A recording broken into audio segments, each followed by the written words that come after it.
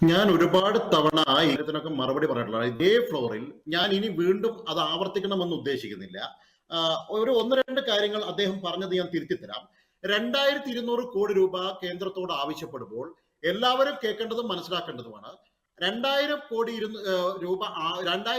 കോടി രൂപ ആവശ്യപ്പെട്ട PDN കൊടുത്തപ്പോൾ അതിൽ നെടുമ്പാല എസ്റ്റേറ്റ് ഉണ്ടായിരുന്നു, എൽസ്റ്റൺ എസ്റ്റേറ്റ് ഉണ്ടായിരുന്നു. 1023 കുടുംബങ്ങളെ നിങ്ങൾ പുനരധിവസിപ്പിക്കുമെന്ന് പറഞ്ഞിരുന്നു. ഇപ്പോൾ നിങ്ങൾ പുനരധിവസിപ്പിക്കുന്ന എത്ര ആളുകളെയാ? നെടുമ്പാല എസ്റ്റേറ്റ് എവിടെ പോയി? അപ്പൊ നിങ്ങൾ 2200 കോടിയിൽ നിന്ന് അത് 1000 കോടിയായി കുറയ്ക്കുന്നുണ്ടോ? ഇല്ലല്ലോ. 1023 നിങ്ങൾ പറയുന്ന കണക്കാണെങ്കിൽ പകുതി തുക എവിടെ? നിക്കോ ഞാൻ പറയട്ടെ. ഇനി പകുതി തുക തന്നു എന്നിരിക്കുക, പകുതി തുക നിങ്ങളുടെ കയ്യിൽ ഉണ്ടെന്ന് ഇരിക്കുക. നിങ്ങൾ എത്ര രൂപ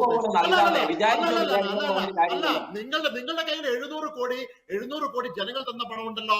ഇവിടെ ബിജെപിയുടെ പൈസയല്ല, കേരളത്തിലെ മനസാക്ഷിയുള്ള ജനവിഭാഗം നൽകിയ പൈസ. ബിജെപിയുടെ കേന്ദ്ര ഗവൺമെന്റ് പൈസയല്ല, നരേന്ദ്രമോദി നൽകിയ പൈസയല്ല. കേരളത്തിലെ മനസാക്ഷിയുള്ള ജനവിഭാഗം, കേരളത്തിലെ ജനങ്ങൾ ചേർത്ത് പിടിക്കാൻ വേണ്ടി അദ്ദേഹം പറയട്ടെ. അദ്ദേഹത്തിന്റെ അവസരമാണല്ലോ, അദ്ദേഹം പറയട്ടെ. താങ്കൾക്ക് അവസരം നൽകാം. സുജിതിൻ, അദ്ദേഹം പറഞ്ഞോട്ടെ. പിണറായി വിജയന്റെ പോക്കറ്റിൽ വെക്കാനുള്ളതല്ല പണം. നരേന്ദ്രമോദിയുടെ പോക്കറ്റിൽ നിന്ന് 1 രൂപ പോലും നൽകിയിട്ടില്ലല്ലോ.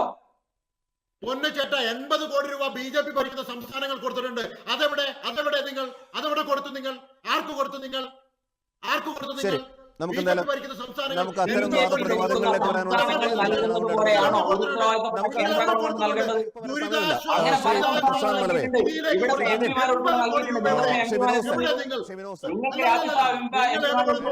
ഞാൻ പറയുമ്പോൾ നിങ്ങൾ ഇടപെടുന്നു. ഇത് ശരിയല്ല. തുടക്കം കുറിക്കുകയാണല്ലോ. സ്വാഭാവികമായിട്ടും ഇച്ഛാശക്തിയുള്ള ഒരു സർക്കാരിന് ഇത് എത്രമാത്രം ഈ പറഞ്ഞ പോലെ മുന്നോട്ട് കൊണ്ടുപോകാനാകും? അങ്ങനെയാണെങ്കിൽ അവർ കൈക്കൊണ്ടേണ്ട നടപടികൾ എന്തൊക്കെയാണ്? ഇതിനകത്ത് ശ്രീ പ്രശാന്ത്, അങ്ങേലേക്ക് വരാം. ശ്രീ വിനോദ്, അങ്ങ് തുറന്നോളൂ.